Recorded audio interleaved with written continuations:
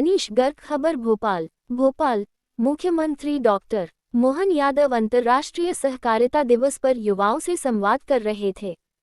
इस दौरान एक कॉलेज छात्रा ने मुख्यमंत्री डॉक्टर मोहन यादव से सवाल के साथ अपनी एक शंका बताई और पूछा कि मुझे मोहल्ले में सहकारी समिति का गठन करना है, लेकिन सरकारी लेटलतीफी और कर्मचारियों की उपेक्षा की शंका है।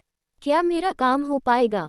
मुख्यमंत्री डॉक्टर मोहन यादव ने जवाब में कहा कि सहकारी समिति के गठन से पहले आपको उसके विषय की जानकारी होना चाहिए। अब सब काम ऑनलाइन है। बाबू की टेबल के चक्कर नहीं लगाने, लेकिन आप हाथी ले आएं, पहले आप ये तो जान लें कि हाथी को बांधकर करना क्या है। सरकारी लेटलतीफी पर छात्रा का मोहन यादव से सवाल। इस मौके पर सीएम डॉक्टर मोहन यादव ने राजगढ़ से आए एक सरपंच की भी चुटकी ली और कहा कि तुम सवाल मत करो, तुमको तो सुनना है सरपंच साहब। फिर ये भी कहा कि मैं तुम्हें जानता हूँ, तुम स्वागत करने भी 4 कागज लेकर आते हो। सवाल: सरकारी लेटलतीफी में कैसे बने सहकारी समिति?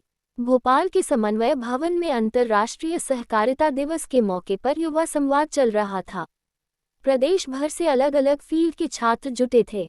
इस युवा संवाद कार्यक्रम में छात्रा साक्षी मांडवे ने मुख्यमंत्री डॉक्टर मोहन यादव से प्रश्न किया कि मुझे मोहल्ले में सहकारी समिति का गठन करना है।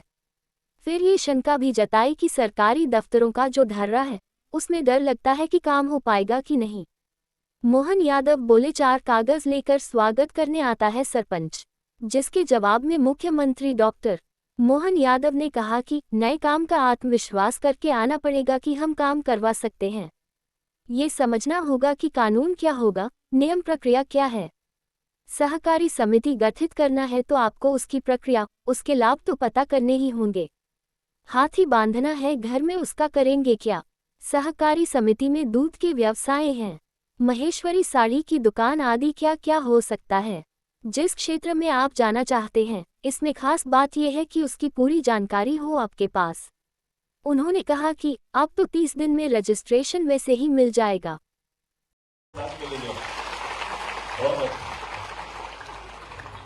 नमस्कार महोदय, मेरा नाम अमन चौबे है और मैं corporate institute of science and technology में इंजीनियरिंग का छात्र हूँ। जैसा कि आपका प्रश्न था कि हम सभी एक ऐसे पृष्ठभूमि से आते हैं जहाँ मतलब हम लोग एक रूरल बैकग्राउंड से आते हैं, और आपने कहा कि इनमें से 8-10 बच्चों का एक कम्युनिटी जो कि साथ में आगे बढ़ के कुछ करें। तो महोदय, ये तो काम तब होगा यदि हमारे पाठ्यक्रम में, जो कि हमारी प्राथमिक शिक्षा और सेकेंडरी स्कूल 8 तक है, यदि हम उसमें सहकारिता जैसी विषयों का सम्मिलित अगर उसमें कर रहे हैं तो काफी कुछ जागरूकता हमारे छात्रों को होगी, और उसके बाद 8-10 क्या 20 की कम्युनिटी बनाकर भी एक नई पहल की शुरुआत की जा सकती है।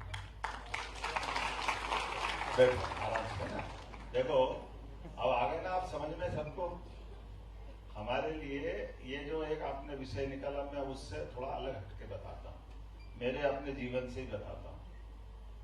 जैसे आपने कहा कि ये कोर्स का विषय बना दे तो हम कोर्स में पढ़ के आएंगे तो अपने आप बन जाएगी, ऐसे ही है ना? ये जो आपने जवाब दिया, मैं गलत तो नहीं बोल रहा हूँ, सही है ना ये? अब ये सहकारिता के कोर्स की बात, मुझे नहीं मालूम कब कोर्स बनेगा, लेकिन सहकारिता के कोर्स के साथ केवल आप ये बताओ, आप कितने साल के हो गए? 21 साल के। तो आप वोट देने लग गए? अभी तक सर वोटर आईडी तो वही नहीं है। वोटर आईडी नहीं बनी सर। आप ये बताओ मेरे को, बैठो, आप बैठो, अब तुम्हारी थोड़ी सी मैं मजाक कर लूं, थोड़ी सा बिल्कुल सर। तुमने 3 चुनाव निकाल दिए भैया, कोई 18 साल के बाद ही वोट देना थे। आप मेरी बात माइक से तो थोड़ा भी अपन संवाद का ही आनंद लेंगे ना। 18 साल के अंदर हमको अपना ये लोकतंत्र में वोटिंग राइट्स मिला है। आप थोड़ा सा इसको मैं अधिकारियों की क्लास लूंगा तुम्हारे प्रश्न के बाद। ये जो आपने बताया ना, ये 18 साल के बाद हमको अपना वोट देने का अधिकार होता, तो हम अपने राज्य के लिए सरकार के उनसे बनाना, केंद्र में सरकार मोदी जी की बनाना, या हमको अपने नगर पालिका, नगर परिषद, पंचायत, जो भी आपके यहाँ स्थानीय बॉडी होगी, उसमें आपके पसंद का चयन का व्यक्ति भेजना था। ये यहाँ से आपके अंदर में वो भाव सहकारिता का ला रहा हूं। सहकारिता का भाव लाना मतलब आपको लीडर बनाना है। लीडर बनाना मतलब सबको चुनाव लड़ना, ऐसा नहीं। सहकारिता की समिति का अध्यक्ष होना, इसका मतलब है कि हाँ, मैं अपने साथ 10 लोगों का भला भी कर सकता हूँ और सुचिता के साथ काम भी कर सकता हूँ। ये कॉन्फिडेंस लाना अपने आप में, ये जनतंत्र की तरफ भी ले आता है। सच्चे अर्थों में लोकतंत्र के लिए सहकारिता की भावना का एक विराट स्वरूप लोकतंत्र है, और सीमित स्वरूप उस सब्जेक्ट के साथ सहकारिता की समितियां हैं जिसके आधार पर उसका पंजीयन हो रहा है। मैं गलत तो नहीं बोल रहा भैया, बता देना आपके हिसाब से। क्योंकि सहकारिता समिति में जैसे आप अपनी कोई भी कमेटी या बैंक के आप अध्यक्ष हो जाते हो, तो उसके अंदर भी आप उसी सारे प्रकार के पावर रखते हुए काम करते हैं जो चुनाव जनप्रतिनिधि रहता है। एक तरह से वो लोकल गवर्नमेंट की तरह काम करता है। गवर्नमेंट की स्टेट पे तो स्टेट गवर्नमेंट की तरफ आपका ये सारे बड़े बड़े बैंक, अपेक्स बैंक वगैरह उसी काम करते हैं, जो एक तरह से प्रदेश सरकार की इस व्यवस्था को संचालित करते हैं। हर जिले में उनकी ब्रांच होगी, उनके नीचे तक के सारे अधिकारी होंगे, उनके फाइनेंशियली सारे सिस्टम होंगे। तो अपने लिए, आप सबके जानकारी के लिए, अभी भैया को मैंने बताने का प्रयास किया है कि हम में से हर एक कोई भी डिग्री लेके आए।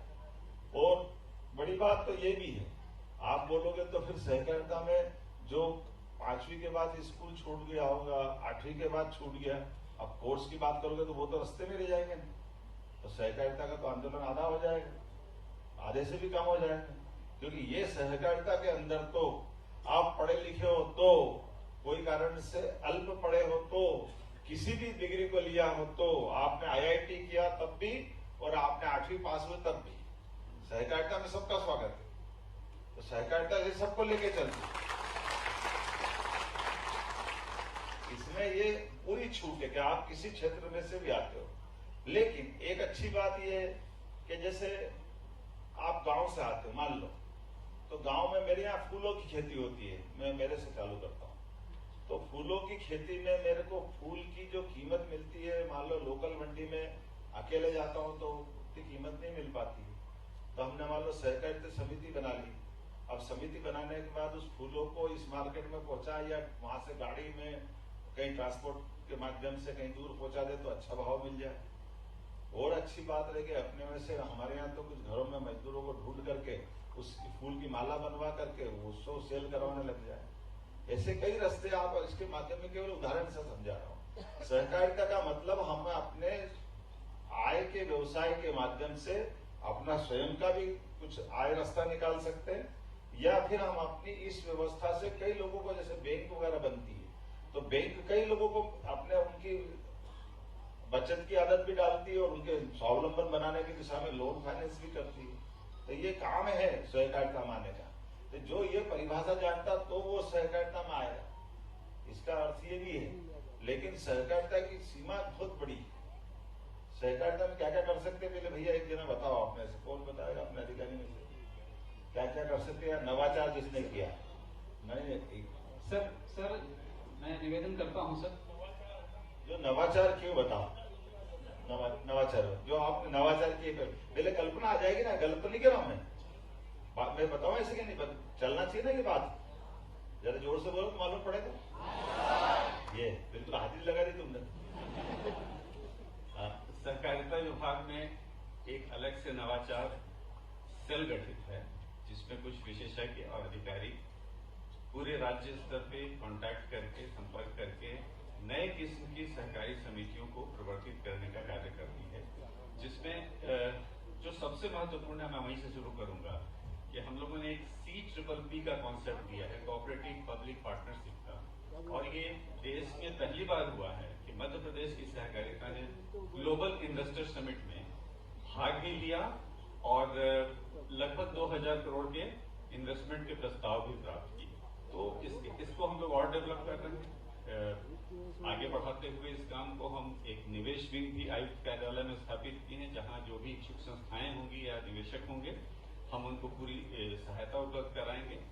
दूसरा है कि हम लोगों ने कुछ पर्यटन की बहुत ही इनोवेटिव सोसाइटीज बनाई हैं, जहां लड़कियां सफाई कराती हैं। कोई मेरे ख्याल से कोई यहाँ मौजूद है?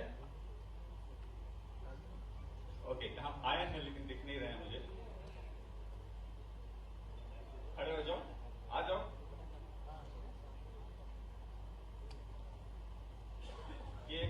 बहुत ही अभिनव प्रयास है हम लोगों का, जिसमें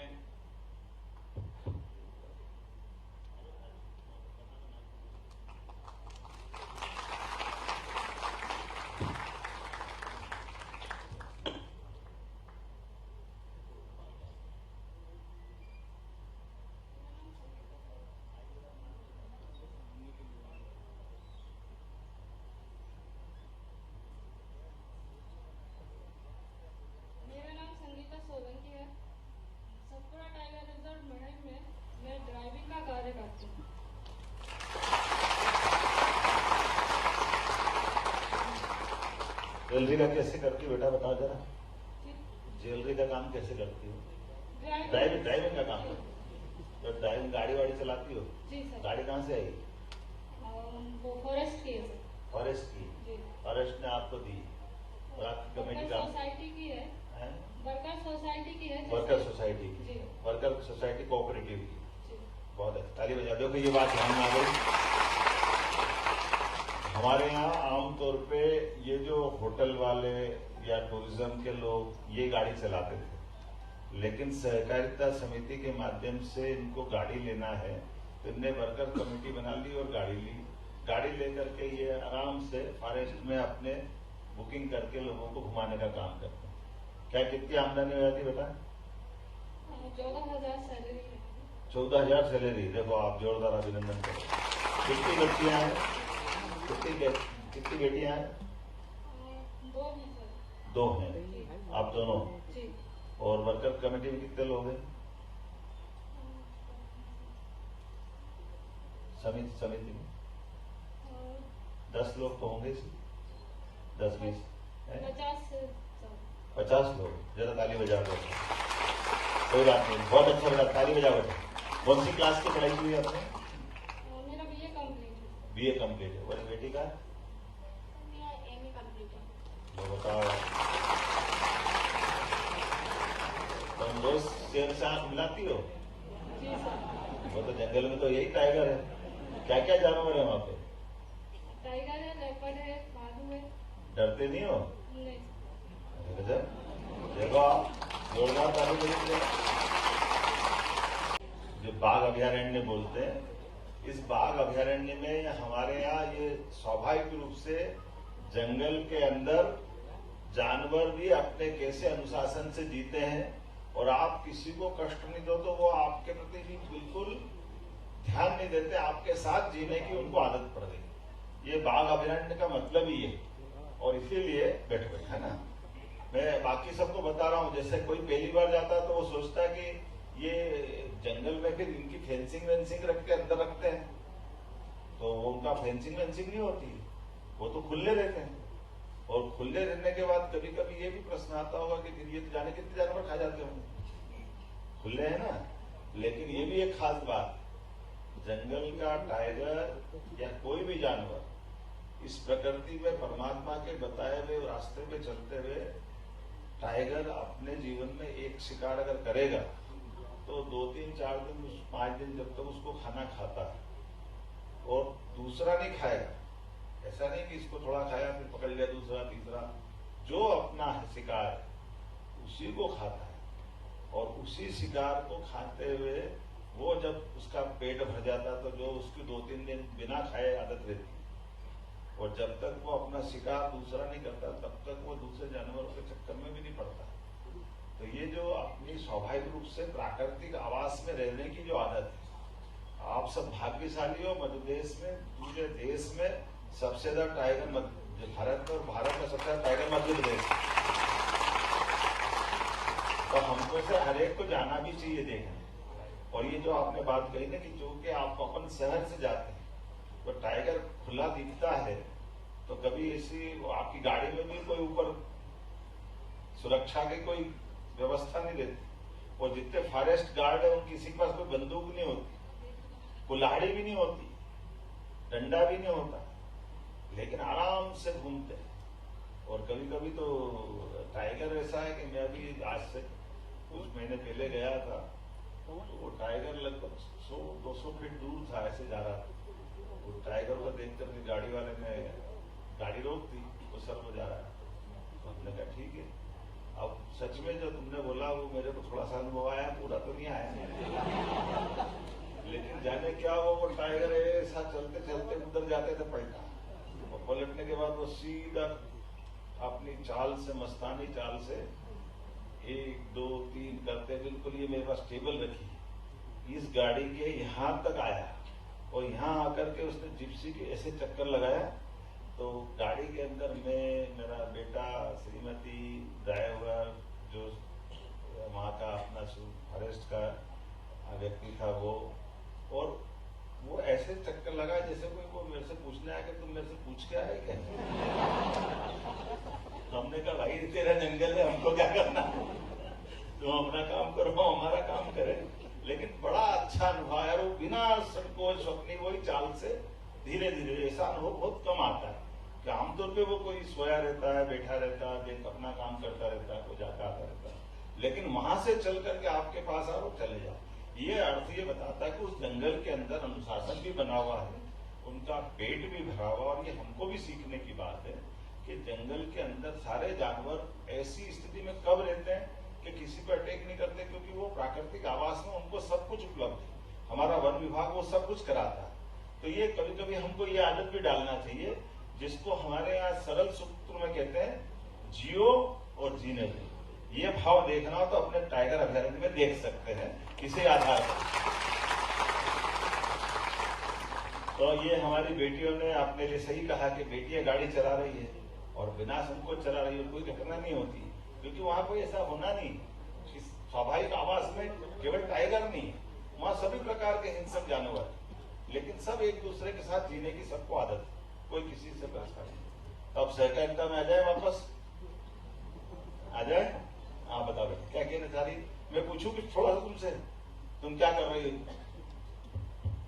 अच्छा आप वकील है क्या? सर अभी बनने वाली हूँ 4 साल बाद। मेरा नाम वैष्णवी लखंडे है और मैं कैरियर कॉलेज ऑफ लॉ से आई हूँ। बराबर। तो सर क्वेश्चन तो आपने सबने आपसे पूछे, पर मैं 4 लाइन सुनाना चाहती हूँ। सुनाऊँ? तो कविता देखना, कवियों के हाथ में माइक जाए तो बड़ी मुश्किल जाती है। नहीं सर, सहकारिता दिवस के ऊपर ही है। जरूर जरूर सुनाओ। एकता की डोर, सहकारिता का मान, साथ चले बने सबका सम्मान, मिलकर करे काम हर सपना साकार, जीवन में आए सुख समृद्धि की बहार, भेदभाव भुलाकर हाथों में ले हाथ, हर मुश्किल में दे एक दूजे का साथ, हर घर में हो खुशियों का वास, सहकारिता से मिटे गरीबी का उपहास, गरीबी का उपहास। जोरदार तालियां। Thank you so much. ये आपने खुद ने बनाई? नहीं सर, ये एक्चुअली चैट जीपीटी ने ये बहुत अच्छा, बेटे की ईमानदारी के लिए बहुत ताली बजाया। सर एक्चुअली क्या है कि लोग कहते हैं कि वकील झूठ बोलते, पर मैंने ईमानदारी का साथ दिया। वाह जोरदार। अच्छा ये बताओ, अभी वकालत वाले एक आध दो प्रश्न पूछ लूं आपसे? सर मैं नहीं बता पाई तो बेइज्जती हो जाएगी। सर मैं आपसे 5 साल बाद मिलूंगी, प्रॉपर एडवोकेट बनूंगी जब। अरे मैं तुमको थोड़ा सा ऐसा हतोत्साहित नहीं करूंगा, अपन तो वैसे ही संवाद कर रहे हैं। आपके माध्यम से तुमने कभी अपने घर के अंदर सास बहू को बात करते देखा क्या? हाँ सर देखा है। कैसे देखा है? गुस्से में? नहीं सर, गुस्से में नहीं, नॉर्मल बात होती है मम्मी और दादी की। अरे वो तो बहुत प्रेम वाली बात है, थोड़ी गुस्से वाली बात बताता हूँ। उसमें क्या होता है, हमारे यहाँ की पद्धति थी कि सास बहू तो बहाना है, मैं ऐसे सबके लिए नहीं कहता हूँ कि उसके सास को बहू को सुनाना है, बहू को सास को सुनाना, तो बच्चे को बात करके जोर जोर से डांटते हुए बात करती है, सुनाती किसको है? सास को। आता कि नहीं आता? अपनी बात पहुंचाना उसको, और घर का अनुशासन भी बनाए रखना, और सिस्टम भी चलाना, तो परिवार नहीं बिगड़ता, परिवार की आत्मीयता बनी रहती है। लेकिन बच्चे की बहाने से बाकी बात पहुंच जाती है, तो मैं तुम्हारे बहाने से बाकी तक बात पहुंचा रहा हूँ हमारी बेटी के माध्यम। अपने यहाँ 3 नए कानून बने, और 3 नए कानूनों में जिसके कारण से पूरा अपना ये न्यायालय सिस्टम बदल गया। न्यायालयीन सिस्टम अभी तक पुरानी सिस्टम में कैसे आदत थी, धारा 302, कौन कौन को मालूम क्या होता धारा 302 में? अब जरा आप बेटा आप बताओ, आप वकील हो क्या है? हाँ, मेरी भी पढ़ाई वही चल रही है। और जो वकील नहीं है वो बताओ धारा 302 में कौन बताता है? आप में से भी कोई बता देगा जो वकील नहीं है। पिक्चर भी एक दिन धारा 302, 307। सर मेरा नाम अमन चौहान है, मैं ग्राम जैत से बिलोंग करता हूँ, खुदनी क्षेत्र से। सर 302 मतलब हाफ एन आवर का करता है, हाफ मर्डर। तो वकील हो? No sir. ये देखो अब इसका मतलब वो तो आपने मुझे बता दिया ना, मान लो क्या अरे हत्या वाली धारा है ना, कोई को भी मालूम है, जंगल बात है। तो ये इतना अंग्रेजों ने ये बनाई हुई आईपीसी की भाव को नीचे तक पहुंचा दिया कि भाई वकील हो तो ठीक, नहीं है तो ठीक, सबको मालूम पड़ गया। लेकिन इसको अब भारतीय दंड संहिता में बदल दिया, इसको बदल दिया। और उसके बदलने का एक अपने आपको ध्यान में हो, न्यायालय का मोनो क्या था पहले, है ना? देखो ये बता रहा, और हाथ में तराजू। अब ये बताओ कोई कैसे सोच सकता कि जिसके आंख में पट्टी बंधी है वो तराजू में सही तोल रहे गलत तोल रहे कैसे दिखेगा भी? ये सिस्टम में इसका अर्थ क्या हो गया? बुरा मत मानना, ये मूल रूप से भारतीय दर्शन के विरुद्ध था। भारतीय दर्शन क्या है? न्याय करना तो आंख तो खोलना पड़ेगी ना। अब न्यायाधीश के पास जा रहे हैं, लेकिन न्यायाधीश से क्या पूरी आंख को पट्टी बंधी, ये इसको ये जो बोल रहा दोनों से जो बोल रहा उसमें से जो ठीक लगे कर दो, तो फिर न्याय थोड़ी हुआ, उसकी तो आत्मा मर गई। गलत तो नहीं कह रहा हूं। हमारे यहाँ तो ये जुम्मन मियाँ वाला पंच परमेश्वर की कहानी प्रेमचंद के जमाने से सुनते आए, और अपने यहाँ ऐसे कई अनुभव है। आपको मालूम हरिश्चंद्र की कहानी? राजा हरिश्चंद्र ने अपने लिए उनके जीवन का ऐसा माना था, सत्यवादी हरिश्चंद्र, उनकी क्या कहानी कौन बताएगा? हाँ बता देना, बहन जी बताएंगे। सत्य की राह पे चलते हुए अपनी पत्नी को, अपने बेटे को दांव पर लगा दिया था। अपनी पत्नी एक जगह उनकी नौकरानी बनी थी और उनका बेटा वो एक धोबी के घर पे काम करते थे। वो जो फांसी देते थे उनके यहाँ पर काम करते थे, और जहाँ अंतिम संस्कार होता है, तो जब उनका बेटे की मृत्यु हो गई तो उनको उसका वो लेना था, जो अंतिम संस्कार करने का शुल्क लेना था। तो वो उनका खुद का बेटा था, तब भी उन्होंने उस नियम का पालन किया और उसका शुल्क के लिए उन्होंने अपनी पत्नी पर दबाव डाला कि नहीं, मैं इस नियम का उल्लंघन नहीं कर सकता। बहुत अच्छा, लेकिन मैं आपने पूरी बताओगे क्या ये टैक्स का क्या हुआ? चलो मैं बता दूं।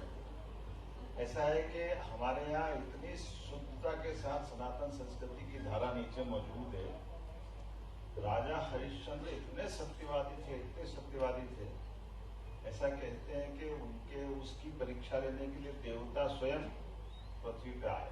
ये बनारस के राजा थे, और बनारस के राजा होने के बाद ये बनारस में गए, और बनारस में राजा को स्वप्न में दर्शन दिया। काय नहीं दिया? अभी असली तो है ही नहीं। और स्वप्न में उनके दरवाजे पे संत गए भिक्षा मांग, और भिक्षा में उन्होंने कहा महाराज तुमने कहा आपको क्या चाहिए? उन्होंने कहा आपका राज्य दे दो। क्या बोला? तो उनने सपने में अपना राज्य दान कर दिया। वो ऐसे दानशील भी थे और सत्यवादी भी थे। अब दान हो गया, संयोग से वो महाराज चले गए, नींद खुल गई, और नींद जैसे खुली तो दरवाजे पे टक टक की आवाज आई। तो टक टक की आवाज आई तो वही संत जो सपने में थे वो सामने दिख रहे। उन्होंने कहा कि भाई महाराज प्रणाम। बोले हरिश्चंद्र आपको याद है? हाँ याद है। बोले तुमने सपने में क्या किया? बोले मेरा राज्य दान कर दिया। उन्होंने कहा तुमने राज्य दान तो कर दिया? बोले हाँ। तो राज्य दान कर दिया तो तुमने दान पूरा नहीं करा? बोले पूरा कैसे नहीं करा? बोले पूरा ऐसे नहीं करा कि दान का हमारे यहाँ केवल दान अकेला नहीं रहता, दान के साथ दक्षिणा जुड़ती है। दान तो जैसे अपने घर पे सत्यनारायण की कथा करो, पंडित जी को बोलो कि तुम हमारे यहाँ कथा करना, तो वो कहेंगे आप क्या दोगे, अपन के 51 रुपए देंगे, 101 देंगे, वो डिसाइड कर ले तो हमारा दान हो गया। और कथा करते टाइम जो अपन चढ़ाओ वो दक्षिणा हो गई। तो दान और दक्षिणा में भी फर्क है, ये आपको इसके माध्यम से समझा रहे हो, ध्यान देना। तो वो आपने कहा कि मेरे को दान तो मिल गया, दक्षिणा तो तुमने दी नहीं। हमने कहा दक्षिणा में एक काम करता हूँ, बुलाता हूँ महामंत्री को, तो आप कितनी चाहिए आपको? बोले एक मिनट, आपने तो पूरा राज्य दान कर दिया, अब आपके पास क्या बचा है? तो काय का कोषाध्यक्ष ने, काय का महामंत्री, वो कुछ नहीं है, आपको खुद को देना। राजा हरिश्चंद्र बोले आप बताओ क्या करना? बोले मुझे नहीं मालूम, मुझे दक्षिणा आपने जिस स्तर का राज्य दान किया, दक्षिणा भी उस स्तर की थी, अब आप कहाँ से दोगे आप बताओ? तो ऐसा कहते हैं कि उस कहानी का मर्म ये है, जो बहन ने बताया कि वो अपने आप को उस समय मानव लोग की नीलामी होती थी। तो जहाँ नीलामी हो रही वहाँ राजा अपने बेटे, एकमात्र बेटा वो और पत्नी, तीनों जाकर के मंडी में आपकी नीलामी कराते हैं। और नीलामी में 2 हिस्से होते हैं, बेटा और माँ अलग जाते हैं और राजा हरिश्चंद्र को अलग नीलामी। राजा हरिश्चंद्र को डोम राजा ले जाते हैं, जो आपने कहा चांडाल भी बोलते हैं, जो शमशान में टैक्स लेते हैं। और वो पत्नी और बेटे को कुछ और ले जाते हैं, और कोई कारण से पत्नी अपने बेटे की कोई सांप ने काट लिया तो उसकी भी मृत्यु हो जाती है। अब पत्नी के पास बेटे को जलाने के लिए कुछ नहीं होता, उसके पास भी केवल एक साड़ी बची है, गरीबी में दिन चल रहे थे, वो अपने बच्चे की लाश हाथ उठा करके लाती है शमशान के, और शमशान में उसको जलाने के लिए लकड़ी मांगती, जगह मांगती। तो अब हरिश्चंद्र कहते नहीं, इसको जला नहीं सकते जब तक इसका टैक्स नहीं दो। पत्नी कहती ये आपका भी बेटा है, मेरा भी बेटा है, और अब ये जीवन में भी नहीं, मेरे पास कुछ नहीं है जलाने के लिए, अब आप इसकी मदद तो कर दो। ये आपका भी। बोले नहीं, मेरी ड्यूटी बाद में, पहले मेरी ड्यूटी है कि जिसने मेरे को यहाँ ड्यूटी दी है, मैं इसको बगैर टैक्स के आपको जलाने की अनुमति नहीं दूँ। ये कितनी दर्दनाक और कठिन कहानी है, लेकिन हरिश्चंद्र की इसी परीक्षा के बलबूते पर ऐसा कहते, पत्नी कहती मेरे पास कुछ नहीं है, तो वो अपने बच्चे की लाश जमीन पर रखती है, अपनी साड़ी को 1 के 2 करती है, उस साड़ी से वो अपना बाकी समय देकर के ये तुम टैक्स रखो, अब इसको जलाने की परमिशन दो। यहाँ आकर के भगवान प्रकट होते कि नहीं अब तुम्हारा हो गया पूरा, वास्तव में पूरा राज्य वापस लौटाते हैं और हरिश्चंद्र की कहानी पूरी होती है। ये ऐसे, लेकिन अब मुझे लगता है सहकारिता की कहानी पूरी हो गई। अब अपने बीच में से सहकारिता का मतलब ये, जैसे आप अपने जीवन में कोई नौकरी नहीं कर रहे हैं, 10 लोग 15 लोग मिलकर के, तो सहकारिता समिति बना करके जो आपको काम आता है उसकी ट्रेनिंग लेकर के आप कोऑपरेटिव समिति बना सकते हो।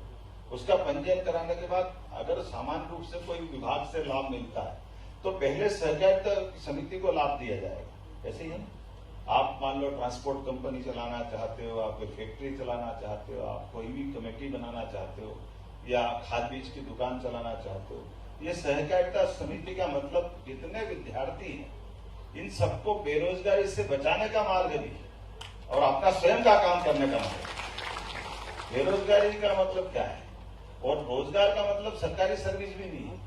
हमारे पास सरकारी सर्विस सब मिलाकर के आपकी जानकारी के लिए बता दूं, हमारे यहाँ लगभग 9 करोड़ का ये प्रदेश है और देश के अंदर का आंकड़ा बता दूं, हमारी सारी सेना, थल सेना, जल सेना, वायु सेना, सारी सेना मिला लो तो केवल 13.5 लाख, 145 करोड़ का देश, याद रखना। और सारी पुलिस फोर्स और सब मिला लो तो 40 लाख के ऊपर से नहीं, पूरे देश की। तो ये सारे लोग नौकरी पे लगा लो तो भी कहाँ जा रहे? हमारे यहाँ सब 10 लाख के अंदर, 9 करोड़ के अंदर सारे अपने कर्मचारी 10 लाख के अंदर। अब कहा 9 करोड़ कहा 10 लाख, तो बाकी सब अपना व्यवसाय करते करते जीवन यापन करते। तो अपने व्यवसाय करने के जीवन यापन में भी विभाग से सरकारी मदद मिल जाए आपको और आप अपना काम खुद का खड़ा कर लें। आप अंदाज लगा लो कि अपने यहाँ सरदार वल्लभ भाई पटेल ने किसानों की दूध से आय बढ़ाने के लिए आजादी के बाद अमूल का प्लांट खड़ा किया था, जो अमूल का पूरे दुनिया में नाम है, जोरदार अभिनंदन और सरदार वल्लभ भाई पटेल।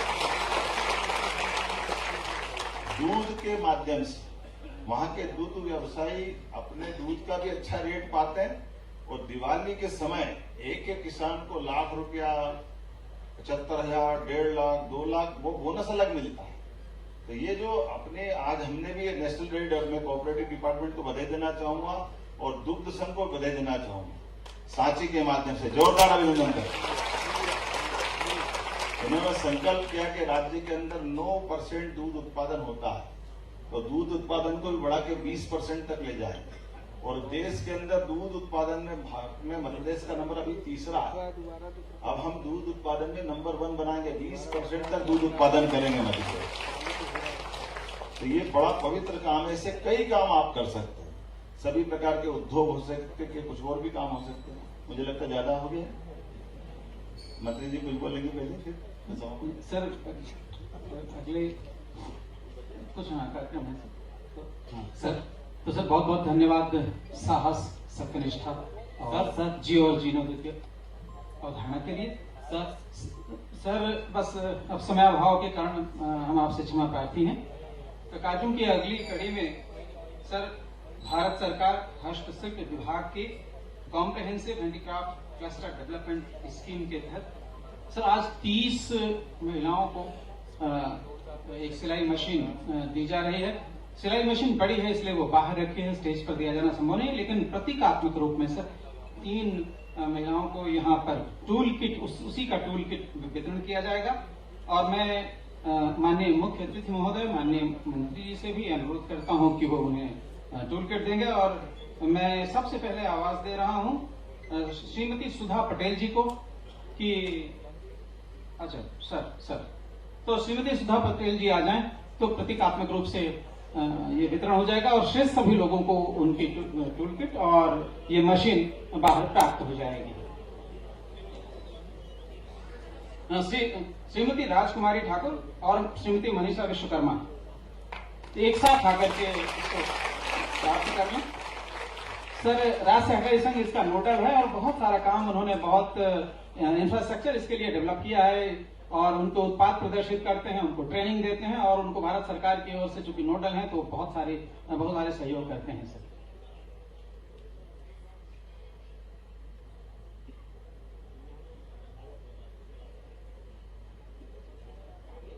माननीय मुख्यमंत्री जी और माननीय सहकारिता मंत्री जी के द्वारा टूल किट का वितरण करते हुए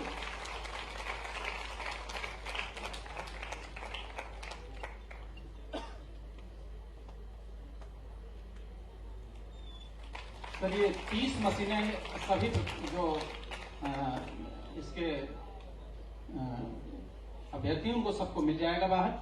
और अब मैं कार्यक्रम के अगली कड़ी में मैं एक ऐसे बुलंद आवाज को आवाज देता हूं जिनके नवाचार की गूंज अब केवल मध्य प्रदेश में ही नहीं बल्कि पूरे भारत में धीरे धीरे सुनाई देने लगी है। जी हाँ, मैं अनुरोध करता हूं बड़े विनम्रता पूर्वक सम्मानीय सहकारिता मंत्री जी को कि वे आकर के हम सबको आशीर्वाद दें, हम सबका मार्गदर्शन करें।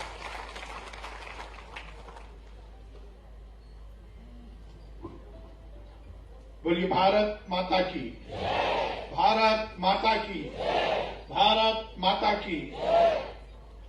आज के इस कार्यक्रम में हमारे बीच में उपस्थित हम सबके यशस्वी मुख्यमंत्री परम आदरणीय डॉक्टर मोहन यादव जी, हमारे एसीएस आदरणीय अशोक वर्णवाल जी, हमारे रजिस्ट्रार आदरणीय मनोज पुष्प जी, मध्य प्रदेश राज्य संघ के मैनेजिंग डायरेक्टर आदरणीय ऋतुराज जी, यहां पर उपस्थित सभी सहकारिता विभाग से जुड़े हुए विशिष्ट जन और खास तौर पर आज इस कार्यक्रम में उपस्थित हुए हमारे युवा साथियों, मैं माननीय मुख्यमंत्री जी का बहुत अभिनंदन करता हूं। आज हम सब के लिए बहुत बड़ा दिन है। आज पूरी दुनिया में अंतर्राष्ट्रीय सहकारिता दिवस मनाया जा रहा है। वैसे 2025 को संयुक्त राष्ट्र संघ ने अंतर्राष्ट्रीय सहकारिता वर्ष के रूप में मनाने का निर्णय लिया। जैसा संचालन कर रहे बंधु ने बताया, सहकारिता की यदि हम स्ट्रक्चर के रूप में शुरुआत की बात करें तो कहा जाता है, वैसे तो जब से मानव संस्कृति है तब से सहकारिता के अलग अलग विषय का ज्ञान हमें मिलता रहता है। पर 1844 में लंकाशायर में पहली बार कहा जाता है कि स्ट्रक्चर रूप में एक कोऑपरेटिव सोसाइटी ने शुरुआत की और धीरे धीरे वो बढ़ता रहा और 1895 में इंटरनेशनल कोऑपरेटिव अलायंस ने पूरी दुनिया में कोऑपरेटिव को लेकर काम करना शुरू किया। 1895 के बाद लगभग 100 वर्ष बाद 1995 में ये और आगे बढ़ा और देश में भी इसकी शुरुआत हुई। वैसे जैसा अशोक वर्णवाल जी ने बोला कि आदि अनादि काल से मोहनजोदड़ो की यदि हम खुदाई की बात करें तो वहां भी सहकारिता के हमें अंश मिलते हैं। जब ये कार्यक्रम की रचना बनाने की बात हुई तो इसके पीछे का भाव यही था कि सहकारिता केवल चंद लोगों का विषय बनकर ना रह जाए। जब हम बात करते हैं इस देश के विकास की, इस देश की उन्नति की, इस देश में नए आयाम स्थापित करने की, तो मुझे इस मंच से कहते हुए कहीं संकोच नहीं है कि 2014 में जब लाल किले की प्राचीर से इस देश के यशस्वी प्रधानमंत्री नरेंद्र मोदी जी ने संबोधित किया तो एक नई ऊर्जा के साथ इस देश में विकास और कल्याण की नई राह पैदा हुई। नरेंद्र मोदी जी 2014 में जब इस देश के यशस्वी प्रधानमंत्री बने तो उन्होंने हर आयाम पर काम करना शुरू किया। उन्होंने गांव के विकास की बात की, शहर के विकास की बात की, उन्होंने खेत के विकास की बात की, उन्होंने खलिहान के विकास की बात की, उन्होंने युवा के कल्याण की बात की, महिला के कल्याण की बात की, मजदूर के कल्याण की बात की, किसान के कल्याण की बात की। इस देश में आमूलचूल परिवर्तन लाते हुए इस देश के व्यवस्था को तो सुव्यवस्थित किया ही और उसके साथ साथ इस देश के मान और सम्मान को भी पूरी दुनिया में बढ़ाने का काम नरेंद्र मोदी जी ने किया। उन्होंने एक संकल्प लिया कि 2047 जब हिंदुस्तान अपनी आजादी के 100 वर्ष पूर्ण करेगा तो ये एक विकसित भारत के रूप में स्थापित हो, एक शक्तिशाली, एक वैभवशाली हिंदुस्तान का हम निर्माण करें। और इसलिए उन्होंने कहा कि यदि हमें एक वैभवशाली हिंदुस्तान का निर्माण करना है, विकास के नए आयाम स्थापित करना है, रोजगार के नए अवसर सृजित करना है, तो हमें सहकारिता को मजबूत करना होगा। और इसीलिए पहली बार उन्होंने सहकारिता विभाग का निर्माण किया।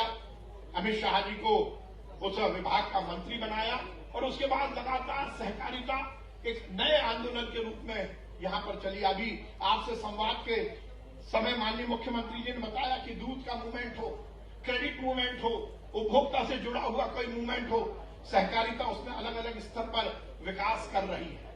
पर भाई और साथियों, आप सब युवाओं को लग रहा होगा कि यदि सहकारिता की बात है, इतना क्लिष्ट विषय है, कॉम्प्लेक्स विषय है, तो इसमें हमें क्यों बुलाया? तो आपको बुलाने का मतलब केवल सहकारिता विभाग से आपको रूबरू नहीं कराना, जैसा माननीय मुख्यमंत्री जी ने कहा। और ये देश का इतिहास है, ये मानव संस्कृति का इतिहास है कि जहां व्यक्ति है वहां सहकारिता है। एक बार विनोबा भावे अपने आश्रम में बैठे थे, एक युवाओं का दल विनोबा भावे के पास गया और उन्होंने कहा कि विनोबा भावे जी, हम इस देश को एक करना चाहते हैं। आपका हमने विचार सुना और आपने कहा कि यदि इस देश को बड़ा देश बनाना है तो हम सबको देश को एक करना होगा, तो आप ऐसा कोई उपाय बताइए कि ये देश एक हो जाए।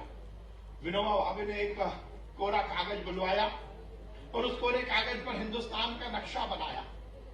एक तरफ नक्शा बनाया और दूसरी तरफ कागज को पलटकर उसमें आदमी की आकृति बना दी और उसके बाद विनोबा भावे ने उस कागज के छोटे छोटे टुकड़े कर दिए। टुकड़े करने के बाद विनोबा भावे ने कहा कि आपने मुझसे प्रश्न पूछा था कि इस देश को हमें एक करना है, मैंने नक्शा बनाया था, इस कागज के मैंने टुकड़े कर दिया, इन सब टुकड़ों को मिलाकर एक कर दो, देश एक हो जाएगा। युवाओं ने कोशिश की, जब वो उत्तर प्रदेश से बिहार को मिला रहे थे तो बीच में मध्य प्रदेश घुस जाता था, जब वो झारखंड और बिहार को मिलाते थे उसमें कोई और बीच में आ जाता था, जब वो राजस्थान और गुजरात की सीमा मिलाते थे तो दिल्ली आ जाता था। बहुत देर की मशक्कत के बाद भी युवा वो नक्शे को एक नहीं कर पाए।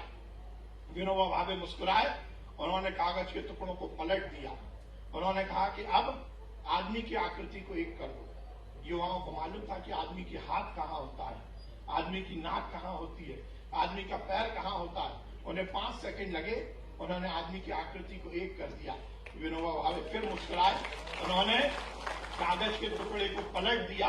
एक तरफ आदमी एक हो गया था, दूसरी तरफ हिंदुस्तान भी एक हो गया। तो कहने का तात्पर्य है कि जब व्यक्ति मिलेगा, व्यक्ति का एक दूसरे से सद्भाव और समन्वय बनेगा, तब ये राष्ट्र एक होगा।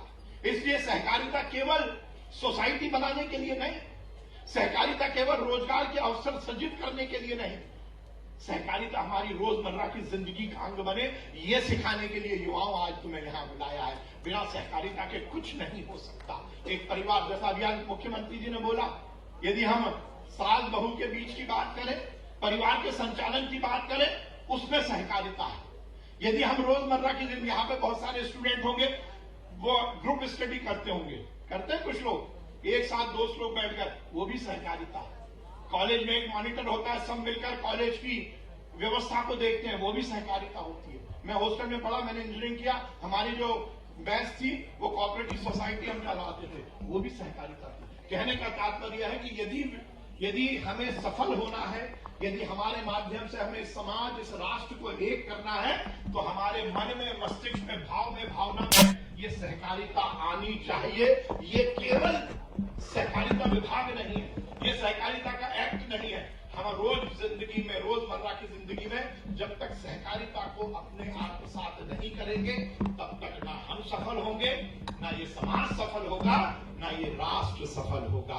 इसलिए युवा साथियों, आज का ये कार्यक्रम आपको समर्पित इसीलिए है कि अपने मन और मस्तिष्क में पूरी सहकारिता का भाव लाओ। हम सब मिलकर सहकारिता के माध्यम से समाज का निर्माण करें, ये देश बड़ा देश बने, एक शक्तिशाली, एक वैभवशाली हिंदुस्तान का हम निर्माण करें, और ये सुनिश्चित करें कि आगे आने वाले 2047 जब हम आजादी के 100 वर्ष पूर्ण करेंगे, हम इस देश को सबसे सुंदर, सबसे शक्तिशाली हिंदुस्तान बनाएंगे। मैं आप सभी को अंतर्राष्ट्रीय सहकारिता दिवस की बहुत शुभकामनाएं देता हूं, और मुझे बहुत प्रसन्नता है कि आज युवा साथियों ने पूरी शिद्दत के साथ यहाँ पर पार्टिसिपेट किया है, संवाद किया है। 4 साल बाद भी इतनी ही ईमानदारी से वकालत करना मुझे बहुत प्रसन्नता है। मुख्यमंत्री जी ने भी पूरा समय दिया। हम सब मिलकर एक सशक्त हिंदुस्तान का निर्माण करेंगे, एक समृद्धशाली हिंदुस्तान का निर्माण करेंगे। सहकारिता विभाग मध्य प्रदेश में माननीय मुख्यमंत्री जी के नेतृत्व में स्वच्छता को लेकर काम कर रहा है। देश में जिस प्रकार से नरेंद्र मोदी जी और अमित शाह जी के नेतृत्व में सहकारी आंदोलन को नए आयाम दिए जा रहे हैं, उसी तरह हम मध्य प्रदेश में भी माननीय मुख्यमंत्री जी के नेतृत्व में नए आयाम देने की कोशिश कर रहे हैं। परंतु सहकारिता मतलब केवल सोसाइटी नहीं, सहकारिता मतलब केवल रोजगार नहीं, सहकारिता मतलब समाज का निर्माण, और समाज का निर्माण सुव्यवस्थित हो, और उसके माध्यम से हम वो महायज्ञ जो नरेंद्र मोदी जी के माध्यम से चल रहा है, इस देश को बड़ा देश बनाने का, उसमें अपना सर्वस्व लगाएंगे। हम सब मिलकर पूरी तन्मयता के साथ सहकारिता को आत्मसात करते हुए अपने जीवन को जिएंगे, और ये सुनिश्चित करेंगे कि सहकारिता के माध्यम से हम एक सुंदर देश का निर्माण करें। बहुत बहुत धन्यवाद। भारत माता की जय, हिंदुस्तान जिंदाबाद। बहुत बहुत धन्यवाद सर, सहकारिता के माध्यम से एकता और अखंडता का संदेश देने के लिए और सहकारिता का महत्व हमें समझाने के लिए। महानुभाव दोस्तों, अब वो पल आ गया है जिसका हम सुबह से इंतजार कर रहे थे। जैसा कि प्रारंभ में ही माननीय मुख्यमंत्री जी ने बताया, और उनकी चर्चा के अनुरूप कि सारी कठिनाइयों का उनके द्वारा निराकरण किया गया है। वे न केवल सहकारिता के लिए चिंतित हैं, न केवल सहकारिता के लिए विशेष प्रकार के प्रावधान और प्रयत्न कर रहे हैं, बल्कि विकसित भारत के माननीय प्रधानमंत्री जी के सपने के अनुरूप विकसित मध्य प्रदेश की अवधारणा के लिए, चहुमुखी विकास के लिए भी वो संकल्पित हैं। उनके साहस, उनके जज्बे को सलाम करते 2 पंक्तियों की इजाजत मांगता हूं बोलकर, तब मैं उन्हें आमंत्रित करना चाहता हूं उनके आशीर्वचन और उनके उद्बोधन के लिए, जो माननीय मुख्यमंत्री जी के व्यक्तित्व पर खरी उतरती हैं। हमारे सामने दुश्वारियों का नाम न लो, हमारे सामने दुश्वारियों का नाम न लो, लागते जान की बाजी कदम बढ़ाए हैं। हमारी राह में कांटे भी बिछे हैं तो क्या, हम तो शोलों पर चल कर आए हैं। मैं माननीय मुख्यमंत्री जी को बड़े आदर पूर्वक आमंत्रित करता हूं हम सबको आशीर्वाद देने के लिए और मार्गदर्शन देने के लिए। माननीय मुख्यमंत्री। माननीय मंत्री श्रीमान विश्वास सारंग जी, SES वर्णवाल जी, मनोज पुष्प जी, ऋतुराज जी, और इस अवसर पर आप सब, मेरा भाषण तो हो ही गया पहले। अभी ये भाषण में विश्वास जी ने बहुत अच्छे से सारी बात रख दी है कोऑपरेटिव की। एक जरूर है कि वो आंख पे पट्टी वाली बात को मैं बढ़ा देता हूँ।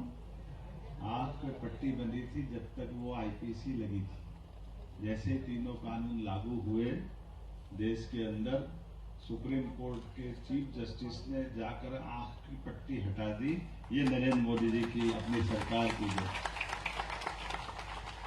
जो मैं आपसे कह रहा था कि सच्चे अर्थों में न्याय अगर करना है तो ये आंख पे पट्टी बांध के नहीं हो सकता।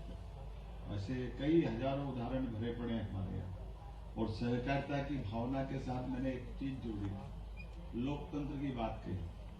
सच्चे अर्थों में वही नागरिकों के मूल अधिकार संविधान में भी उल्लेखित है और उसी भावना का एक तरह से जीवित जगत के आपस में परस्पर स्वावलंबन के साथ जीने का नाम अगर है तो सहकारिता है। मैं आपको बधाई देना चाहता हूं इस नाते से। और युवा विद्यार्थियों के लिए इतनी बड़ी संख्या में आप सब भी आए, लेकिन मुझे लगा कि अगली बार थोड़ा सा और अच्छे से आएंगे। आज कुछ के प्रश्न रह गए थे। मैं मान के चलता हूं कि सारे प्रश्नों के साथ एक आध बार अभी और बैठेंगे जिसमें सहकारिता की भावना के आधार पर आप भी तैयारी करके आओ। हमारे लिए यह ज्यादा अच्छा है, क्योंकि ये सही है कि हम अपने कॉलेज के सिलेबस में क्या क्या डाल दें। इतने प्रकार के विषय हैं और नूतन नए आते जाते हैं, इसलिए सब कुछ नहीं पढ़ने की तो वो 4 किताबें पर्याप्त, लेकिन उसके बाद वो कोर्स के बाद सच्चे अर्थों में पढ़ाई तो हमारी इस जीवन के साथ शुरू होती है। जब कॉलेज की शिक्षा पूरी होती है और अपनी सांसारिक जीवन की शिक्षा चालू होती है। और हमारे लिए सौभाग्य की बात है आज मध्य प्रदेश के अंदर जिस प्रकार से हमारी सरकार सभी क्षेत्रों में काम कर रही है, आप मान के चलिएगा कई सारे लोग, अभी मैं बुरा मत मानना, थोड़े दिन पहले हम सूरत गए। हमारी सरकार बनी जब से हमने एक काम का संकल्प लिया, वो जरूर मैं बताना चाहूंगा कि हाँ, हमारे प्रदेश के अंदर सभी प्रकार की प्राकृतिक संपदा है, खनिज भंडार सभी प्रकार के, सभी प्रकार की हमारी खेती की भी अपने यहाँ प्रदेश में आदत है। परमात्मा की दया से नदियों का मायका है मध्य प्रदेश। सभी प्रकार से सीजन के साथ और बाकी भी क्षमता योग्यता के लोग भी मध्य प्रदेश वाले हैं, लेकिन आधुनिक समय के साथ औद्योगिकरण की जो आवश्यकता थी, हमने उस दिशा में कदम बढ़ाए। और ये पड़ोस का गुजरात माननीय मोदी जी के नेतृत्व में कहां से कहां चला गया। तो मैं आपको बताना चाहूंगा कि लगभग 1.5 साल में मेरे द्वारा प्रयास करने से हमारे सारे मंत्रिमंडल और अधिकारियों के साथ औद्योगिकरण के लिए हम लगातार काम कर रहे हैं। आप अंदाज लगाओ कि भाई हमको मालूम है कि 5 रुपए का किलो आलू मिलता है, लेकिन केवल उसका प्रसंस्करण इकाई के पास जाने के बाद वो 50 रुपए से ऊपर की चिप्स बेचता है। तो आलू का मुनाफा उसके साथ जुड़ा हुआ है, केवल उसको दिशा देने की जरूरत है क्या अपने सामने सभी तो चीजें उपलब्ध है। तो हमारी चीजों को हम और बेहतर तरीके से ले जाएं, तो औद्योगिकरण के साथ साथ इस देश के अंदर मध्य प्रदेश का युवा सभी प्रकार के साधन संपन्न होकर मध्य प्रदेश को भी संपन्न बनाए, इस संकल्प के साथ हमारी सरकार काम कर रही है। बदलते दौर में सारी व्यवस्थाओं के बलबूते पर हर एक व्यक्ति अपने सपनों को पंख लगा करके आगे ले जाए। इसीलिए ये अपने सारे खुले संवाद भी कर रहे हैं, चर्चा भी कर रहे हैं, प्रोत्साहित भी कर रहे हैं। और ये कॉलेज जीवन से बुलाकर आपसे संवाद करने के बाद हो सकता है आज हम बोल रहे हैं, मंत्री बोल रहे हैं, मुख्यमंत्री बोल रहे हैं, आपको भी मौका मिलने वाला, आप इस प्रदेश को आगे ले जाना या अवसर देने के लिए आपके बीच में बात करें। यशस्वी प्रधानमंत्री के नेतृत्व में सभी प्रकार के इस प्रदेश के साथ देश के जो दरवाजे दुनिया ने देखे कि हाँ, ये भारत बदलते दौर का भारत। और आज हम जब ये सरकार का टेन्यूर पूरा होगा माननीय मोदी जी का, तो ये बनते बनते हम लगभग दुनिया की तीसरी आर्थिक रूप से सबसे बड़ी ताकत बनेंगे हिंदुस्तान के लिए। जब आप इस तरफ बढ़ेंगे तो हमको अब अपने को नंबर 1 की तरफ जाना है। 25 साल बाद जब 2047 का समय आएगा, जब हिंदुस्तान अपने 100वें वर्ष में आएगा, तो ये जो हम नींव रख रहे हैं, हम सब माननीय मोदी जी के नेतृत्व में उम्मीद कर रहे हैं कि दुनिया का नंबर 1 देश बनकर के अपनी दर्शन से दुनिया के लिए मानवता स्थापित करके दिखाएगा, आर्थिक रूप से भी संपन्न बनेगा और सच्चे अर्थों में मानवता की स्थापना करेगा। और मानवता की स्थापना का मूल मंत्र हमारे यहाँ तो सहकारिता की भावना कितनी सरल है। कोई भी कथा भागवत पूजा पाठ हो, आखिरी में पंडित जी कितनी धर्म की जय हो, अधर्म का नाश हो, प्राणियों में सद्भावना और विश्व का कल्याण हो, तो विश्व के कल्याण का मार्ग करे। तो इस सहकारिता के माध्यम से, भारतीय दर्शन के माध्यम से हम सब कामना करें, परमात्मा करे वो दिन आए जब ये हमारे मूल मंत्र अपनी सिद्धि सार्थकता सिद्ध करे। मेरी अपनी ओर से बधाई, बहुत बहुत धन्यवाद।